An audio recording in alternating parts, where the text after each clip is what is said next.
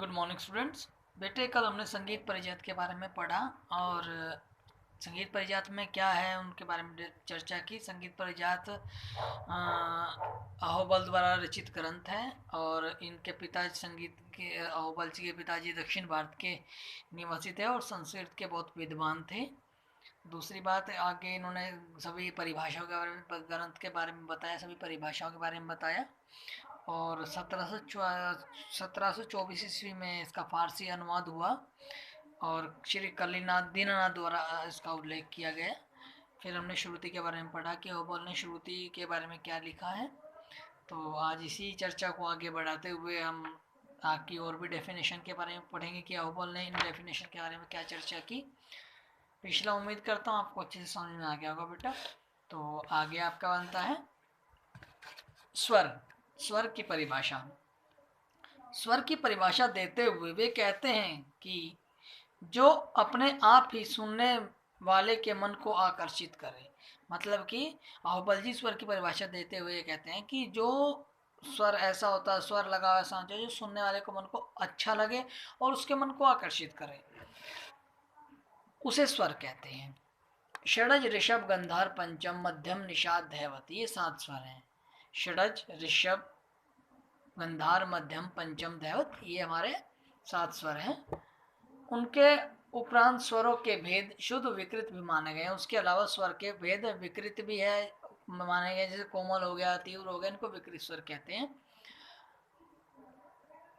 वह 7 शुद्ध 22 विकृत और कुल 29 स्वर मानते हैं। मतलब कि अहोबल जी 7 शुद्ध मानते हैं, 22 विकृत स्वर मानते हैं और टोटल कुल मिलाकर 29 स्वर मानते हैं। परंतु राग उपयोग में 12 ही स्वर को मान्यता देते हैं। लेकिन जब राग का प्रयोग होता है तो अहोबल जी 12 स्वरों का ही प्रयोग मानते हैं, श्रेष्ठ मानते हैं। अब इसके बाद क्या आता है बेटे आपका श्रुति स्वर में भेद। श्रुति और स्वर में क्या भेद है, इसका अंतर बताते हैं अहोबल जी किस प्रकार है। तो अहोबल श्रुति स्वर में भेद बताते हुए कहते हैं कि जो सुननी जा सके वह श्रुति कहलाती है। स्वर और श्रुति में अंतर देना आवश्यक नहीं है क्योंकि यह दोनों ध्वनियां सुनी जा सकती हैं। स्वर और श्रुति में भेद केवल इतना है जितना सांप और उसकी कुंडली में।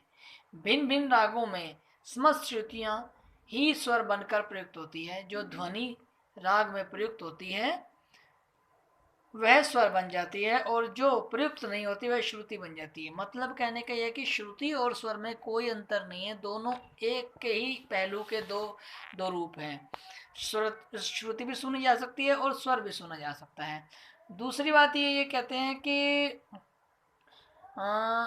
श्रुति दो डेफिनेशन जिन्होंने दी है सांप और उसकी कुंडली में। जैसे सांप कुंडली बना के बैठा रहता है तो उस सांप तो सांप ही ऐसे कुंडली बना के बैठे चाहे वैसे, तो उनमें कोई अंतर नहीं है। कुंडली में भी सांप वही है और वैसे भी सांप वही है।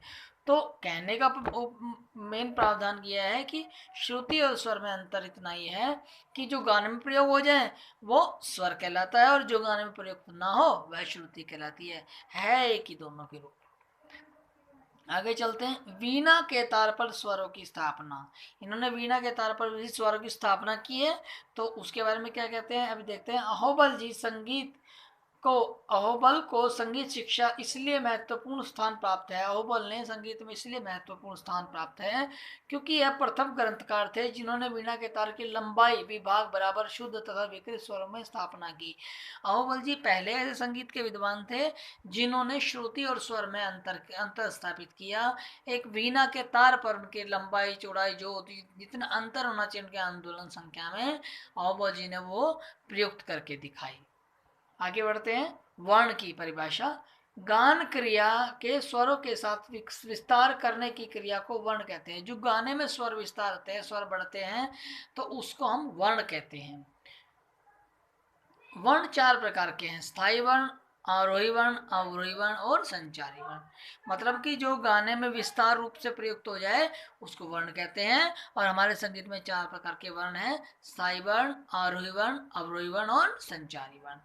अब आगे बढ़ते हैं। अलंकार के बारे में ये क्या कहते हैं। स्वरों के संगठन समूह को अलंकार कहते हैं। किसी भी चीज को सजाने को अलंकार कहते हैं। मतलब कि स्वरों के संगठित रूप को, इकट्ठे रूप को, एक समूह को हम अलंकार कह देते हैं। जैसे मैंने बताया ना, सा सा रे गा मा पा धा नि सा नी धा पा मा गा रे सा, एक हो गया। सा सा रे गा गा मा मा पा पा धा धा नि सा सा सा धा नि धा धा पा पा मा मा गा गा, ये दो हो गया। ऐसे बढ़ाते रहो। तो स्वर के संगठित रूप को हम अलंकार कहते हैं।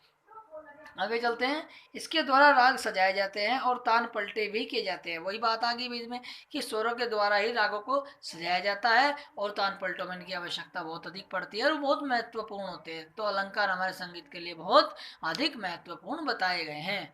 अब आगे चलते हैं। मेल, मेल थाट, जिसे थाट कहते हैं उसको मेल भी कहते हैं। जब संगीत परिजात की रचना हुई उस समय ग्राम मूर्छना पद्धति समाप्त हो रही थी। जब मेल की रचना हुई, जब संगीत परिजात की रचना हुई उस टाइम क्या था, मूर्छना, ग्राम और मूर्छना की पद्धति से पहले ग्राम गाते थे, फिर मूर्छना गानी शुरू हो गई।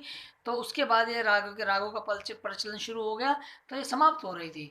उस समय ग्राम पद्धति उस समय ग्राम मूर्छना पद्धति समाप्त हो रही थी। लेखक के अनुसार मेल रागों को उत्पन्न करने की शक्ति रखने वाला स्वर समूह को माना जाता था। मतलब कि मेल से रागों की उत्पत्ति हो सकती थी। आगे चलते हैं। मूर्छना, जब स्वरों का आरोह अवरोह होता है जो उस क्रम में मूर्छना कहलाता था। यह ग्राम पर आश्रित होता है। एक ग्राम की 7 मूर्छनाएं होती है। उस समय षड्ज और मध्यम ग्राम का प्रचलन था, अतः दोनों की मिलाकर 14 मूर्छनाएं बनती है। मूर्छना जैसे आगे पीछे स्वर को गाना मूर्छना कहलाता था। उस टाइम ग्राम गाए जाते थे। एक ग्राम में 7 मूर्छना होती थी और उस टाइम 2 ही ग्राम प्रचलन में थे, षड्ज और मध्यम दोनों की 7-7 मूर्छना होगी तो 7 दूनी 14, 14 मूर्छनाएं होगी। बेटे आज का टॉपिक आपका इतना ही, बाकी बचाओ आपका कल टॉपिक कराऊंगा मैं। उम्मीद करता हूँ आपको अच्छे से समझ में आ गया होगा। Thank you.